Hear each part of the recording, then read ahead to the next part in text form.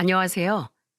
저는 여럿 인생을 구제하고 제 인생까지 구제해 살고 있는 대한민국의 당당한 여성입니다. 여러분, 얌전한 고양이가 부뚜막에 먼저 올라간다는 속담 아시나요? 네, 제가 딱 그 고양이랍니다. 물론 전 얌전하기만 한 고양이는 아니었어요.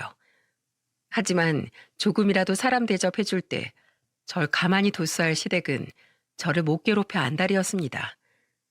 그치만 전 제 양심의 문제와 어떻게든 사람 인생을 구제해야 한다는 일종의 사명감을 가지고 큰 일을 빵 하고 터뜨렸네요. 지금부터 그 이야기를 시작해 보겠습니다. 저는 원래 조용한 성격이라 처음부터 그 큰 사고를 빵 하고 터뜨릴 생각은 없었어요. 남들 인생에 개입하는 것도 제 성격이 아니고 그냥 조용히 살고 싶은 마음이 큰 사람이기에 애초부터 왜 이 사실들 내가 알고 있어야 하나 싶을 만큼 원망스러웠던 사람이었죠. 그럼 저의 그 이야기를 들려드리기 위해서 제 남편과의 만남, 시댁과의 인연이 시작된 이야기부터 해보겠습니다. 저와 남편은 지인들의 소개를 통해서 만나게 되었어요.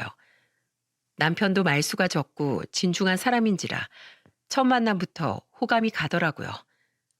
남편도 마찬가지였는지 저희는 첫 만남에서부터 대화가 길게 이어졌고 그렇게 헤어지고 나서도 밤새 집에 가서 둘이 통화를 할 만큼 마음이 잘 맞았습니다. 그게 시작이 되어 연인으로 발전하고 결혼까지 하게 된 거였어요. 남편과 저는 둘 다 직장이 일반 중소기업에 다니는 사람들이었습니다. 그냥 월급이 적지도 많지도 않은 평범한 정도였죠. 근데 문제는 제 시동생들이 직업이 아주 빵빵하다는 거였어요. 남편에게는 2명의 남동생들이 있었는데 이 사람들이 직장을 좀 잘 구한 편이었죠. 첫째 시동생은 증권회사 직원이었고 막내 시동생은 대기업에서 일을 하고 있었습니다. 둘 다 돈을 꽤나 잘 버는 사람들이었고 나름 스펙들이 있었기에 만나는 사람들도 꽤나 스펙이 좋은 사람들이 대부분이었어요. 하지만 막내 시동생은 매번 여자를 쉽게 만나고 쉽게 갈아치우는 인간이었고 첫째 시동생은 제가 결혼한 이후에 한 2년 정도 있다가 장가를 들었는데 역시나 스펙 빵빵한 약사와 결혼을 했습니다. 그리고 그 결과로 저는 완전히 시댁에서 찬밥 신세가 되어 온갖 서름을 다 당하면서 지내야만 했죠. 저와 남편이 결혼할 당시부터 시모가 절 탐탁지 않아 했습니다. 그 이유는 다름 아닌 제가 돈 못 버는 중소기업에 다닌다는 게 그 이유였죠. 하지만 그래도 우리 둘이 결혼을 할 수 있었던 이유는 남편 역시 중소기업에 다니는 사람이었기 때문이었어요. 어휴, 그래.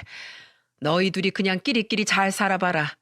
내가 내 아들이 중소기업 다니는 것도 속이 터져 죽겠는데 며느리까지 고만고만한 애를 봐야겠니?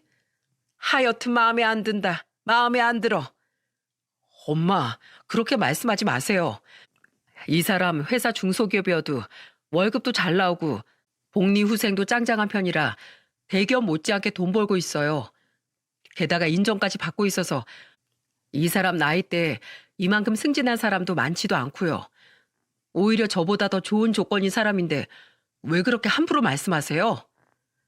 아이고, 머리야. 그래, 알았다. 니들 알아서 살아라. 대신에 니들 살면서 돈 없다고 밑에 애들한테 돈 달라고 구걸하기만 해봐. 그때 내가 가만 안 둬. 알았어? 시모는 처음부터 제 직업을 듣더니 마음에 안 들어 했고 급기야는 첫 만남부터 제 속을 뒤집는 말을 해서 저도 당당하게 얘기를 했습니다. 어머님, 그럴 일 없을 거예요. 어머님 아들은 어머님이 키우셨으니까 잘 아실 테고 저도 어디 가서 누구한테 패기치면서 살거나 피해주면서 사는 거 정말 싫어하거든요. 어머님이 걱정하실 일은 전혀 없을 테니까 그런 염려는 안 하셔도 될 것 같습니다. 허참, 그래 알았다. 잘났다 잘났어. 에휴, 속 터져라.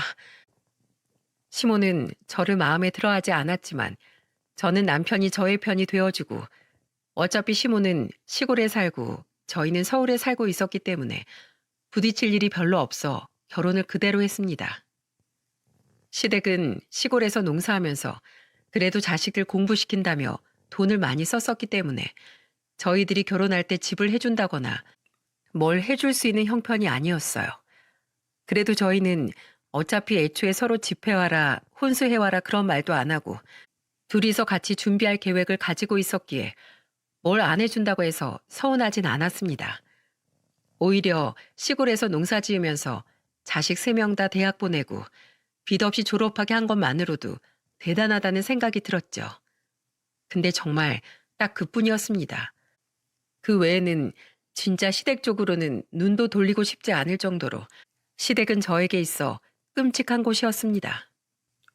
왜냐하면 명절이나 어머님, 아버님 생신 때마다 한 번씩 모이면 시모가 진짜 절 너무 못살게 굴었거든요. 물론 저도 제 성격에 가만히 당하고만 있진 않았지만 그런 트러블이 일어나는 것 자체가 너무 싫었기에 시댁은 저에게 있어 지옥 같은 곳이었습니다. 시모는 제가 시골에만 내려가면 밭일을 못 시켜 안달이었어요. 물론 며느리로서 시어머니, 시아버지가 일하시는데 도울 수 있죠. 저도 그 정도로 인성이 못된 건 아닙니다. 근데 저희 시모는 해도 해도 정말 너무했어요. 오후 2시에서 4시, 햇빛이 제일 쨍쨍할 땐 농부들도 쉰다고 들었습니다. 마실 나가 있던 개도 개집으로 들어가는 그 뜨거운 날씨에 시모는 저를 못 부려먹어서 안달이었어요. 심지어는 저한테 일을 시켜놓고는 본인은 참 만든다는 핑계로 집안에만 머물러 있더라고요. 몇 번이나 명절이나 시골에 일이 있어 내려갈 때마다 힘들게 밭일을 해왔고 기어이 사건이 터져버리고 만 그날, 그때 당시도 시부 생신이라 내려간 저희를 시모는 보자마자 가방을 풀기도 전에 말을 했습니다. 예미야, 얼른 방에 들어가서 작업복으로 갈아입고 나와라. 밭에 잡초가 아주 말도 못해. 그거 오늘 해지기 전까지 얼른 다 뽑아야 되니까 당장 나가서 좀 뽑아라. 난 너네 들어오면 줄 참이라도 만들고 있으마. 네, 어머님. 그래도 저는 그때까지만 해도 시부모의 일이라면 며느리로서 도와야 한다는 생각이 있었기에 군말 없이 밭으로 나갔어요. 시댁집 문을 열고 거실에 들어서자마자 말을 한 거였기 때문에 저와 남편은 함께 자리에 제대로 앉아보지도 못한 채로 그대로 밭으로 나가 일을 했습니다. 그때가 오후 1시쯤이었는데 그 당시가 8월 중순이었으니 한창 날씨가 뜨거웠을 때였죠. 역시나 1~2시간 정도 일을 하고 나니까 갑자기 머리가 팽그르르 돌더니 현기증이 확 나더라고요. 일하는 내내 땡볕이 너무 힘들다는 느낌이 있었는데 결국엔 더위를 먹은 건지 살짝 정신이 혼미해지면서 제 온몸에 힘이 빠져나가는 듯 했습니다. 여기에서 더 일을 했다간 제가 쓰러질 것 같아 남편한테 얘기해 시댁으로 돌아갔죠. 근데 여기에서 일이 터져버리고야 말았습니다. 시모는 생각보다 제가 일찍 들어온 걸 보면서 한 소리 하기 시작했죠. 예미야, 너 왜 벌써 들어오냐? 아, 엄마, 와이프가 갑자기 탈진이 오는지 몸을 못 가눠서요. 지금 밖이 너무 뜨거워서 일할 수 있을 상황이 아니에요. 이 사람 밖에서 일 더 했다간 쓰러지게 생겼어. 그래서 내가 들어가자고 하고선 데리고 온 거예요. 말할 기운도 없는 절 대신에 남편이 말을 해주었고 전 이만큼 설명드렸으면 되겠지 싶어 인사만 드리고 잠깐 들어가 쉴 생각이었습니다. 근데 남편의 말 뒤로 들려오는 시모의 소리는 절 그대로 경악하게 만들었죠. 뭐? 아니, 젊은 애가 탈진은 무슨 탈진이야? 야, 너보다 나이 많은 우리도 나가서 다 일해. 그러고도 탈진 한 번 안 왔었다고? 너 지금 일하기 싫어서 꾀병 부리냐? 어? 아니, 하기 싫으면 하기 싫다고 하면 될 것이지. 뭘 그렇게 비겁하고 치사스럽게 아픈 척을 하고 앉아있어? 그것도 내 아들 꼬드겨서 말이야. 아유, 정말 마음에 안 들어서 원. 오늘까지 잡초 다 뽑아야 한다고 했니, 안 했니? 그것들이 영양분 죄다 빨아먹어서 농사 망치면 네가 책임질 거야? 어? 걱정 어린 소린 바라지도 않았지만 그래도 이렇게까지 호통을 칠 줄은 몰랐기에 저는 너무나 당황스러웠습니다. 그리고 누가 봐도 입술까지 펄해져 얼굴에 창백한 끼가 도는 사람 앞에서 꾀병이니 뭐니 책임지니 많이 하는 그 말이 너무나 경악스러워 전 참으면 안 되겠다 싶어서 바로 말을 했어요. 어머님, 말씀이 너무 지나치시네요. 지금 누가 봐도 제 얼굴 창백한 거 안 보이세요? 어머님 눈엔 제 얼굴이 정상으로 보이세요? 제가 지금까진 진짜 그래도 며느리라 좀 참아봤는데요. 오늘은 도저히 안 되겠네요. 어머님 진짜 너무하세요. 제가 시댁에 올 때마다 한번 살갑게 대해주시길 했어요. 아니면 절 며느리로서 존중해 주시길 했어요. 오자마자 맨날 반일 혼자 다 시키시고 어머님은 새참 만든다고 하시면서 하루 종일 집안에 계시면서 아무것도 안 하셨잖아요. 새참 만든다고 하시는 분이 언제 한번 새참을 내주신 적은 있으세요? 집에 들어오면 TV 틀어놓고 마냥 누워 계시잖아요. 그리고 지금 어머님 밖에 한번 나가보세요. 사람이 일하다가 쓰러져도 안 이상할 날씨예요. 제가 오죽하면 들어왔을까요? 오죽하면. 어머님 그러시는 거 아니에요. 저도요. 저희 엄마 아빠한테 귀한 딸이라고요. 저는 정말 온몸에 힘이 다 빠진 상태였는데도 불구하고 억울함이 솟구쳐 있는 힘껏 따지게 되던 거 있죠. 그리고 저의 반항에 시모는 적잖이 당황한 듯 했습니다. 근데 지기 싫은 마음이 더 컸는지 오히려 더 크게 성질을 내더라고요. 야야, 안 죽어, 안 죽는다고. 그까짓 거 쓰러지는 게 뭔 대수라고 그렇게 말이 많아? 넌 네 귀한 자식 대접만 받고 싶고 네 부모 공경하는 건 죽어도 싫으냐? 어? 그럼 네 시애미 시애비가 이 더운 날에 나가서 잡초 뽑고 있으리? 그 말이 아니잖아요. 어머님 아버님도 힘든 거 저도 똑같이 힘들다고요. 이 날씨엔 장정이 나가서 일해도 힘든 날씨예요. 농사 지으시는 분이 그 정도는 이미 다 알고 계시잖아요. 저 앞으로는 이렇게 부당한 대접 받으면선 일 안 하겠습니다. 저도 앞으로는 저를 좀 아껴야겠어요. 안 그러면 시댁에서 반일하다 죽은 귀신 될 것 같네요. 오늘은 아버님 생신 축하해드리려고 온 거니까 선물만 전해드리고 갈게요. 그리고 몸이 안 좋아서 더는 여기 못 있을 것 같아요. 이만 가보겠습니다. 저는 대들다시피 시모에게 말하고는 그 자리를 박차고 나와버렸어요. 뒤따라 남편도 절 따라서 나왔고 시모는 마당까지 따라 나와서는 막 제 뒤통수에 대고 욕을 하더라고요. 하지만 그것도 아랑곳하지 않고는 그대로 나와버렸습니다. 한번 그렇게 속에 있는 말을 하고 나니까 그제서야 숨통이 트이더라고요. 역시 사람이 할 말은 하고 살아야겠다 싶은 걸 그때 느끼게 되었죠. 그 이후부터는 시댁에 가서도 저는 할 말 다 하면서 살았습니다. 하지만 시모는 나아지질 않았어요. 오히려 더 심해졌죠. 시모의 시댁살이가 더 심해진 건 첫째 동서가 들어왔을 때부터였습니다. 제가 결혼하고 나서 얼마 안 돼요. 동서가 결혼을 하겠다고 집에 인사를 왔는데 저는 시모의 얼굴에 그렇게 환한 미소가 있는지 그때 처음 알았지 뭐예요. 어머나, 우리 며느리 약사라고 그랬지? 아유, 훌륭하네, 훌륭해. 부모님이 참 잘 키우셨어. 약사 되는 게 그렇게 어렵다던데 어떻게 그 어려운 걸 했어? 너무 기특하구나. 아니에요, 어머님. 과찬이세요. 시모는 자신의 둘째 며느리가 아주 예뻐 죽겠다는 듯 말을 하더라고요. 그러면서 저한테는 하는 소리가 뭔 줄 아시나요? 예, 넌 거기 멀뚱히 서서 뭐하니? 가서 과일이라도 깎아가지고 내와. 야, 그럴 게 아니라 아까 내가 사오라고 한 소고기 있지? 그것 좀 빨리 구워라.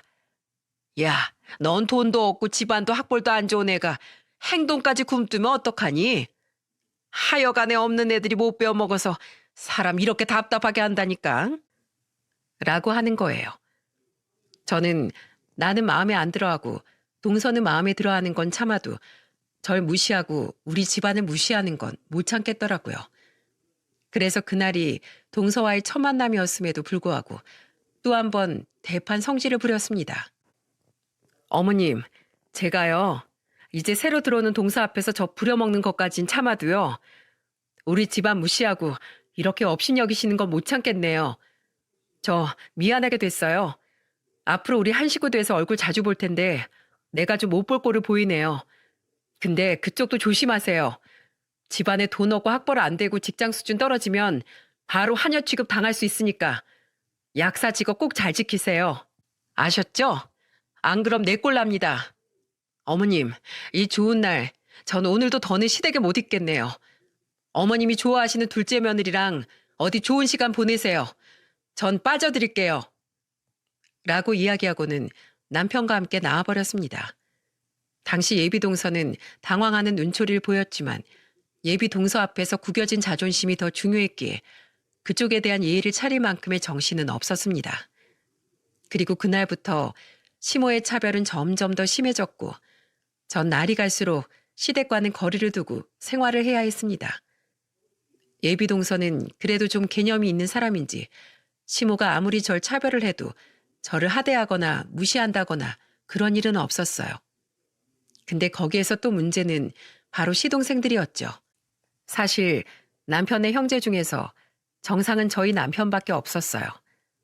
그중 제일 개차반은 막내 시동생이었는데 둘째 시동생은 그래도 회사 다니면서 성실하게는 살고 있었지만 문제는 한 번씩 사고를 턱턱 친다는 거였죠.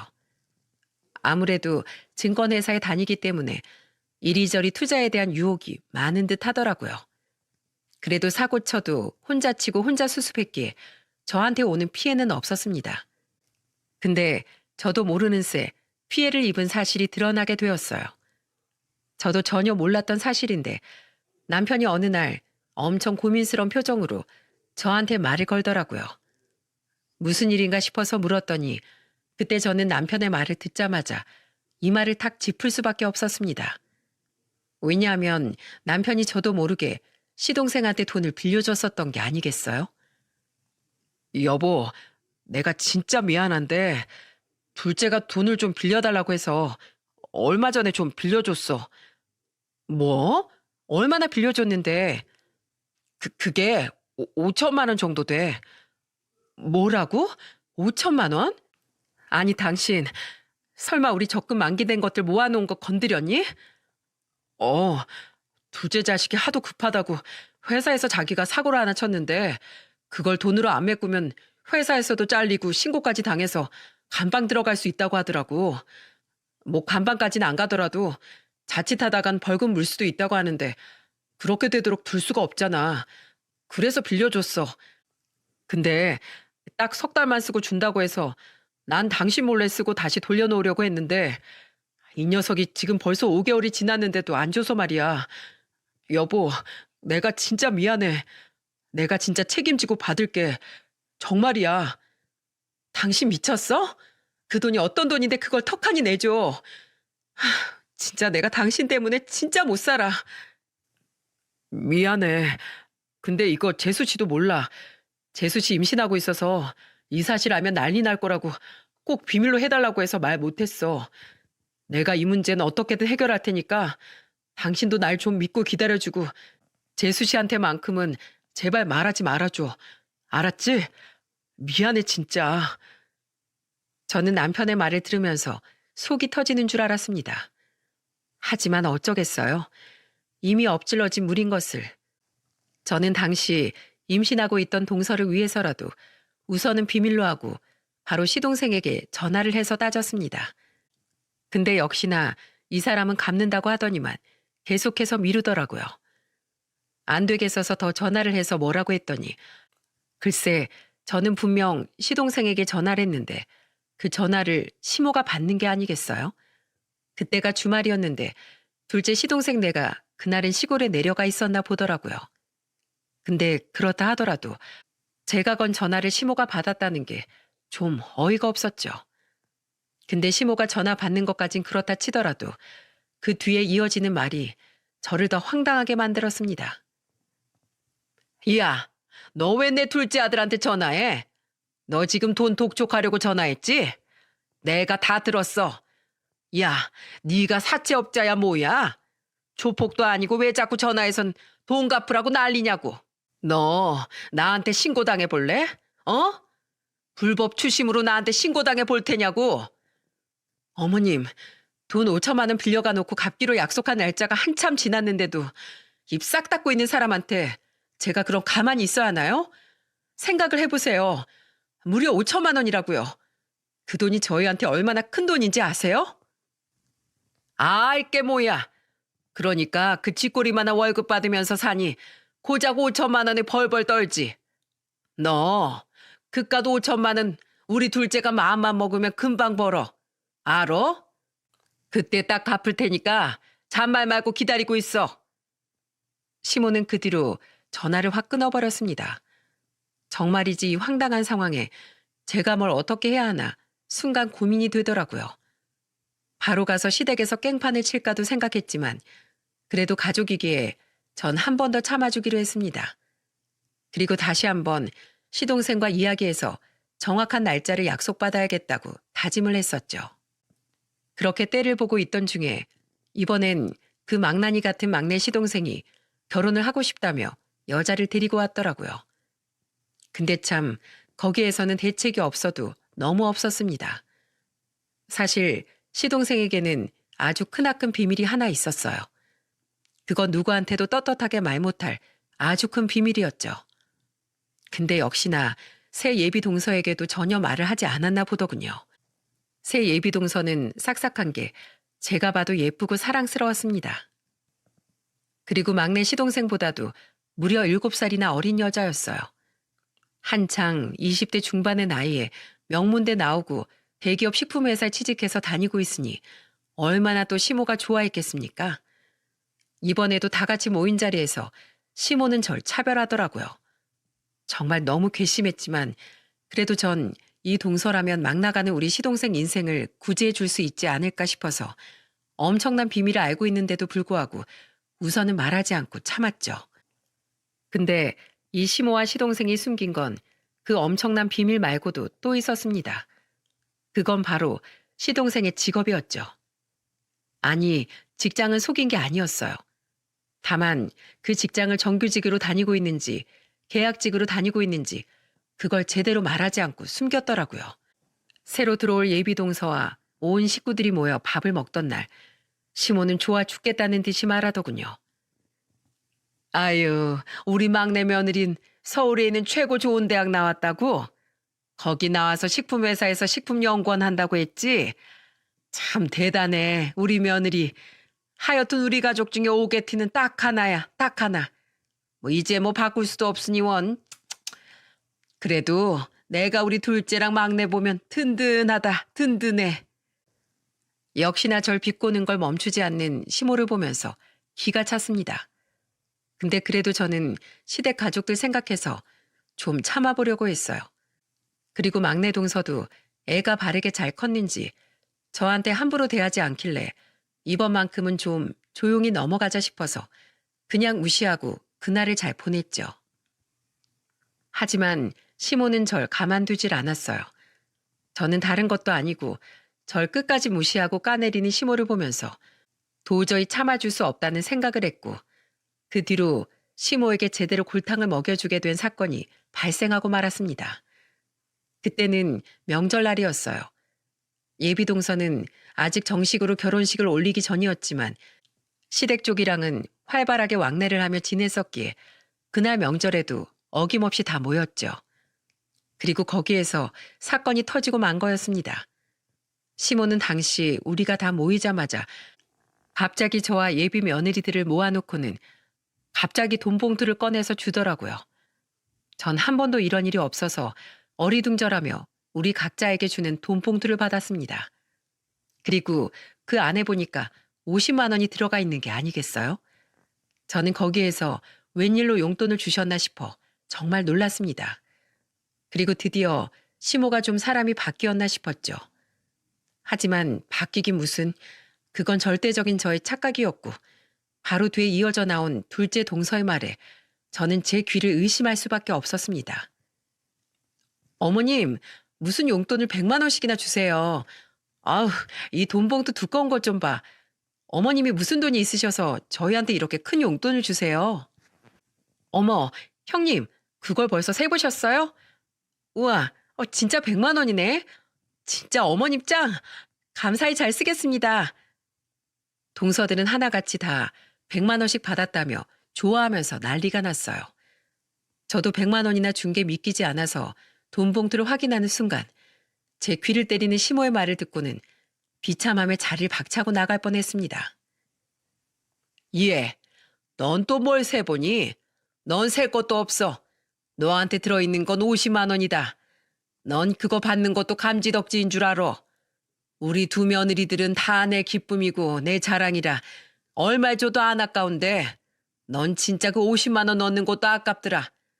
그래도 꼴에 너도 내 며느리라고 이렇게 명절마다 찾아오는데 얼마라도 지어주어야 하지 않겠니? 그러니까 넌 거기에서 만족해라. 그리고 넌 돈 받았으면 얼른 작업복 갈아입고 나와서 밭에 좀 나가봐라.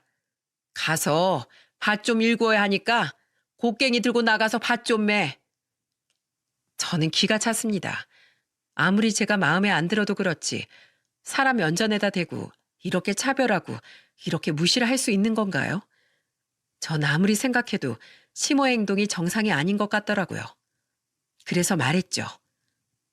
어머님, 죄송하지만 저 못하겠는데요. 이 두 동서들은 집안에 가만히 있고 저만 나가나요?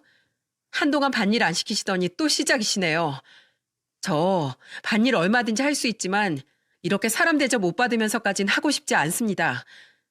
그리고 받아도 이 사람들보다 돈은 제가 더 많이 받아야 하는 거 아닌가요? 솔직히 말해서 이 두 사람이 여기 와서 집안일 얼마나 하고 어머니께 뭐 얼마나 잘했나요? 저도 더 주세요. 50만 원. 뭐야?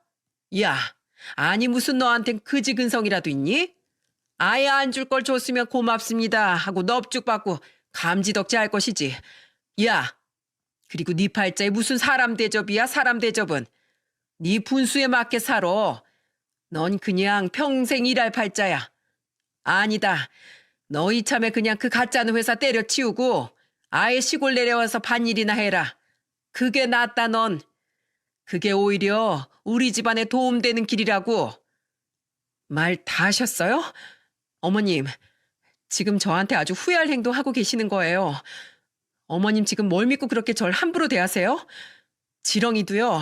밟으면 꿈틀하는 법이에요. 야, 네가 지렁이라는 소리냐 그럼? 어디 꿈틀대 봐라 그럼. 네가 꿈틀대기도 전에 내가 널 한순간에 훅 가게 할 수 있어. 왜 이래? 시모는 끝까지 적반하장으로 나왔습니다. 전 여기에서 도무지 참을 수가 없더라고요. 그리고 이딴 시모에게 시집 오는 예비 동서도 또 아무것도 모르는 채 순진무구하게 살고 있는 둘째 동서도 불쌍하게 느껴졌죠. 그리고 이 두 여자의 인생을 망치려 드는 시모와 시동생을 보고도 가만히 둘 수가 없어 저는 큰 결심을 하고 대판 사고를 쳐버렸습니다. 그건 바로 제가 알고 있는 큰 비밀들을 죄다 폭로해버리는 거였죠. 근데 어디 시시하게 그냥 바로 다 까발릴 수 있나요? 전 제가 알고 있는 키를 10분 활용해서 그동안 마음고생했던 걸 싹 다 풀어버렸답니다. 어머님, 저보고 지금 꿈틀 해보라고 하셨죠? 좋아요. 지렁이가 꿈틀거리면 얼마나 무서운지 알려드릴게요. 그리고 어머님은 저 한순간에 훅 가게 할 능력도 없으시잖아요. 오히려 그 능력은 저한테 있는 것 같은데 그걸 너무 잊고 계시네요. 뭐야? 야, 너 대체 무슨 꿍꿍이야? 무슨 꿍꿍이냐고. 어머나, 꿍꿍이라뇨? 이건 꿍꿍이가 아니고 제가 알고 있는 사실을 그냥 우리 불쌍한 동서들한테 좀 말해줘야 할 것 같아서 하는 소리인 거예요. 아휴, 우리 불쌍한 동서들. 야, 얘네가 왜 불쌍해? 뭐가 불쌍해? 뭐가 불쌍하냐고요? 그건 들어보면 아시겠네요. 먼저 우리 첫째 동서부터. 우리 첫째 동서는 알고 있나 모르겠네. 아, 이걸 말해야 되나 말아야 되나. 야, 애미야, 너 지금 무슨 소리 하려는 거냐? 어? 너 왜 이래? 시모는 그제서야 제가 무엇을 말하려는지 눈치챘는지 그때부터는 안절부절하기 시작하더라고요.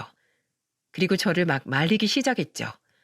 하지만 이미 제 말이 동서의 귀에 들어갔기 때문에 동서는 저한테 막 물어봤습니다. 형님, 말씀해 주세요. 제가 뭘 알고 있어야 하는 건데요. 어머님, 저 들어야겠어요. 도대체 제가 알아야 하는 일 중에 저만 모르고 두 분은 아는 얘기가 뭐가 있는 건데요. 동서, 너무 흥분하지 마. 나랑 어머니만 알고 있는 건 아니고 동서 남편이랑 우리 남편도 다 알고 있는 내용이니까. 어머나, 그럼 동서만 지금 모르고 있는 게 되는 건가? 어머나 세상에. 이거 알고 보면 우리 동서가 알아야 하는 건데 말이야. 네? 형님, 그러지 말고 빨리 말씀해 주세요. 도대체 무슨 일인데 그러세요? 동서가 절 재촉하기 시작하니 그제서야 시모도 그렇고 시동생도 난리가 났습니다. 형수, 진짜 왜 이래요? 내가 준다고 했잖아요. 그깟 돈 준다는데 왜 이래요? 네, 준다고 말만 했지 진짜 줬어요? 줬냐고요? 동서, 서방님이 내 남편한테서 5천만 원 빌려갔어. 그것도 회사도 메꾼다고 가지고 갔는데 3개월만 쓰고 준다던 사람이 지금 1년이 다 됐는데도 안 주고 있네? 이거에 대해서 어떻게 생각해? 동서 아무것도 모르고 있었지? 이거 동서한테 절대 비밀로 해달라고 아주 신신당부라는데 이거 동서도 알아야 하지 않겠어? 나 같으면 열받아서 이딴 인간 가만 안 둬. 마누라 몰래 사고 쳐서는 지 형님한테 5천만 원 빌리고는 입 싹 닫고 이게 어디 말이나 되냐고. 네? 그게 사실이에요? 당신 정말 그랬어? 정말로 형님네한테 5천만 원 빌렸냐고. 아니 그게 아니라 금방 갚으려고 했어. 진짜야. 동서와 시동생은 이 문제로 싸우기 시작했고 전 옆에서 그걸 지켜보고 있었습니다. 근데 진짜 웃긴 게 시모가 이 둘을 말려야겠다는 생각으로 움직인 것 같긴 한데 완전히 제 무덤 제가 파는 꼴로 빅 웃음을 한번 터지게 해주더라고요. 예, 그만해라. 지금 얘가 내 돈도 못 갖고 있는데 지네 형수 돈 갚을 여력이나 됐겠니? 어? 그러니까 너무 노여워하지 마라. 얘가 아직 내 돈도 못 갚았어. 그래서 지금 아무한테도 돈을 못 주고 있는 거라고. 네? 이 사람이 어머님한테도 돈을 빌렸다고요? 어머나, 내가 지금 무슨 소리를... 아니, 그게 말이다. 아이, 엄마, 그걸 말해버리면 어떡해요? 진짜 내가 엄마 때문에 못 살아. 그걸 갑자기 왜 말하는 거야? 아유, 아이고야, 아이고야, 내가 지금 무슨 말을 한 거냐? 시모는 우습게도 시동생이 자신한테 돈을 빌린 것까지 다 말을 해버린 거였습니다. 거기에 동서는 더 화가 나서 시동생에게 마구 쏴붙였어요. 야, 너 진짜 도대체 돈을 얼마나 빌린 거야? 너 설마 또 투자했니? 너 회사도 메꾼다는 거 다 거짓말이지. 너 지난번에도 투자 하나 잘못해서 돈 다 날렸잖아. 우리 돈 날린 것도 모자라서 어머님이랑 형님네 돈까지 날려먹어? 나가 죽어 이 인간아. 나가 죽으라고. 저는 이 난리통을 보면서 역시나 철딱선이 없는 시동생을 보며 혀를 끌끌 찰 수밖에 없었습니다. 하지만 거기에서 더 끝낼 수가 없었어요. 왜냐하면 진짜가 남아있었거든요.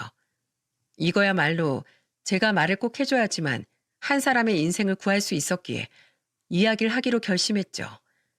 한창 소란스러운 틈을 타서 저는 또 목소리를 키웠습니다. 어머니, 여기에서 끝이 아니잖아요? 이건 아무래도 세 발의 피죠. 자, 이제 우리 막내 동서한테 한번 얘기를 해볼까? 이건 우리 막내 동서가 꼭 좀 알아야 하는 건데. 야, 너 진짜 그만 좀 해라. 왜 이래 정말? 너 미쳤어? 미치다뇨. 이 사실을 숨기고 있는 인간들이 더 나빠요, 어머님. 동서, 지금 우리 막내 도련님 대기업 정규직으로 알고 있지? 네, 아닌가요? 설마 그것도 거짓말이에요? 대기업 다니고 있는 건 맞아. 근데 정규직이 아니고 계약직. 그것도 지금 재계약 간당간당 하지 않나? 모르겠네. 하여튼 절대 정규직은 아니야. 동서 잘 결정해. 결혼 전부터 이렇게 거짓말하는데 결혼하고 나선 안 하겠어? 동서는 제가 한 말을 듣고 충격을 받고는 고민에 빠진 듯 했습니다. 근데 동서는 고민할 게 더 필요했어요. 왜냐하면 제가 진짜 큰 걸 말했거든요. 이때 제가 여기까지 말하자마자 그때부터 도련님과 시모는 더 난리가 났습니다. 형수, 왜 이래요? 미쳤어요? 자기야, 내가 다 설명할게. 그게 어떻게 된 거냐면 내가 속이려고 속인 게 아니라 나 이제 조만간 정규직 될 거야. 그래서 그렇게 말한 거야. 이제 계약 곧 끝나면 나 정규직 될 거라고. 아직 된 건 아니잖아. 어떻게 거짓말 할 수가 있어? 미안해. 근데 이제 진짜 아무것도 없어. 나 믿지? 나 이번에 정규직 되면 그것도 거짓말 아니잖아. 저는 이들의 대화를 들으면서 헛웃음이 났습니다. 그래서 푸하 웃을 수밖에 없었죠. 도련님, 정말 그것밖에 없으세요? 그것 말고 없으시냐고요? 아닌데, 더 큰 게 있을 텐데. 제가 여기까지 말을 하니 그제서야 저한테 화만 내던 시모가 태도가 싹 바뀌더니 빌빌거리며 우스운 꼴을 보이기 시작했습니다. 예, 그만해라. 제발 그만 좀 해. 자, 내가 얼른 가서 용돈 나머지 50만 원 뽑아다가 줄게. 아유, 네가 그동안 반일하고 생일마다 용돈 챙겨주고 그랬는데 내가 그걸 까먹었네. 미안하다, 아가. 자, 나랑 같이 나갈까? 내가 당장 가서 용돈 뽑아다가 줄게. 응? 그만하고. 어머님, 제가 지금 그깟 50만 원 때문에 그러는 것 같으세요? 저요, 이대로 사람 대접 못 받으면서 못 살아요. 그리고 동서들도 알 건 알아야죠. 동서들 여기에서는 어머님한테 그저 며느리일 뿐이지만 자기 친정 가면 귀하디 귀한 딸이에요. 그 귀한 자식들이 인생을 다 망칠 셈이세요? 전 꼭 말해야겠어요. 야, 그럼 내 아들들은 어쩌라고? 어머님 아들 살리자고 남의 자식을 죽여요? 어떻게 그렇게 이기적이세요? 제가 결심을 돌릴 틈이 없어 보이자 이번에 시모는 자기 첫째 아들을 공략했습니다. 야, 네가 좀 애미 말려봐라. 쟤 왜 저러냐? 아니 갑자기 왜 저래? 네가 좀 빨리 말려봐. 엄마, 그쯤 하세요. 저 사람 말 다 맞아요. 대체 어디까지 숨길 생각이셨어요? 언제까지 말씀 안 하실 생각이었냐고요? 손으로 하늘을 가려보세요. 가려지나. 여보, 말해. 이건 말해야 돼. 저 막내 재수 씨 꼭 들으셔야 합니다. 결혼 전에 아셔야 할 게 있어요. 이거 잘 듣고 결혼할지 말지 판단하세요. 남편은 아주 든든하게 제 편이 되어주었고 저는 남편을 의지하고 당차게 말했습니다. 동서는 동서 예비 남편에 대해 어디까지 알고 있다고 생각해? 얼마나 알고 있다고 생각하고 있는 거야? 야, 그만해. 제발 그것만은 말하지 마라. 제발. 제가 운을 띄우자 시모는 더 길길이 날뛰면서 흥분했습니다. 근데 이미 절 막을 순 없었어요. 왜냐하면 이때부터는 동서가 들고 나섰거든요. 아니에요, 어머님. 저 들어야겠어요. 지금 대기업 정규직이라고 속인 것도 어이없는데 이것 말고도 또 거짓말한 게 있다고요? 뭐예요? 그게 대체 뭐냐고요? 저 알아야겠어요. 당장 말씀해 주세요. 동서, 도련님한테 애 있는 거 알아? 막내 도련님한테 애 있어, 애. 네? 뭐라고요? 애가 있다고요? 세상에, 애가 있다뇨? 제가 여기까지 말을 뱉어버리자 시모는 망연자실한 채로 그대로 주저앉았습니다. 그리고 막내 도련님이 길길이 날뛰기 시작했죠. 형수, 진짜 왜 이래요? 내 인생 망치려고 작정했습니까? 예? 그리고 그 애가 내 애라는 거 그거 확실하지도 않은 건데 왜 근거 없는 소리를 내뱉어요? 예? 확실하지 않다뇨. 도련님 자식 맞잖아요. 진짜 끝까지 나쁜 놈이시네요. 오빠, 진짜야? 애라니, 그게 무슨 소리야 대체? 제대로 설명해. 아니, 그게 전에 만났던 여자친구가 있었는데 임신을 했다는 거야. 근데 그게 내 자식인지 아닌지 어떻게 아냐고. 그리고 애 낳기도 전 헤어졌어. 진짜야. 지금은 연락도 안 돼. 도련님, 말은 똑바로 하세요. 연락도 안 되는 게 아니라 도련님이 일방적으로 연락을 피하는 거겠죠. 얼마 전에 저한테 연락 왔었어요. 도련님도 어머님도 연락이 안 된다고. 그 여자도 집안 가난하다고 어머님이 결혼 전부터 얼마나 갈구셨어요. 근데 임신해서 어쩔 수 없이 결혼시키려고 하셨죠? 근데 도련님이 그것도 싫다면서 뻥 차버렸잖아요. 그 대신 양육비 준다는 조건으로 헤어져 줬는데 지금까지 양육비 한 번 주고 말았다면서요? 오죽하면 애 낳고 몇 개월을 미혼모 센터에서 지냈대요. 양심이 안 찔리세요? 네? 어떻게 사람이 그렇게 뻔뻔해요? 오죽 힘들었으면 나한테 다 연락을 했을까? 제가 너무 불쌍해서 그날 300만 원 보내줬다고요. 아세요? 제발 정신 똑바로 차리고 인생 제대로 사세요. 제가 모든 사실을 다 말해버리자 동서는 놀란 눈이 더 커져 토끼 눈이 되어버렸습니다. 그리고는 정말 상상하지도 못할 행동을 했죠. 그건 바로 시동생의 뺨을 때려버리는 거였어요. 짝! 이 파렴치한 같은... 야, 네가 지금 그러고도 나랑 결혼을 하려고 했어? 이 나쁜 놈아. 너랑은 끝이야. 이 시간 이후로 나한테 한 번만 더 연락해봐. 너네 가족들 죄다 사기죄로 내가 몽땅 고소해버릴 거니까. 동서는 그 자리에서 말을 하고는 집에서 나가버렸습니다. 정말이지 모든 것이 다 초토화가 된 상황이었어요. 시부는 이 한심한 상황에 밖에 나가 담배만 피고 계셨고 첫째 동서가 시집 오기 전에 일어난 일이라 막내 도련님의 이 사실에 대해선 전혀 모르고 있었기 때문에 충격을 받은 표정이었죠. 시모도 망연자실해서는 바닥에 널브러져 앉아 있었습니다. 그리고 그 모든 상황이 벌어진 이후에 막내 도련님은 예비 막내 동서가 집을 나가자마자 표정이 무섭게 돌변하더니 저에게 막 돌진을 하더라고요. 하지만 저한테 끝까지 올 수는 없었습니다. 왜냐하면 그대로 남편이 막아섰거든요. 야, 그만해라.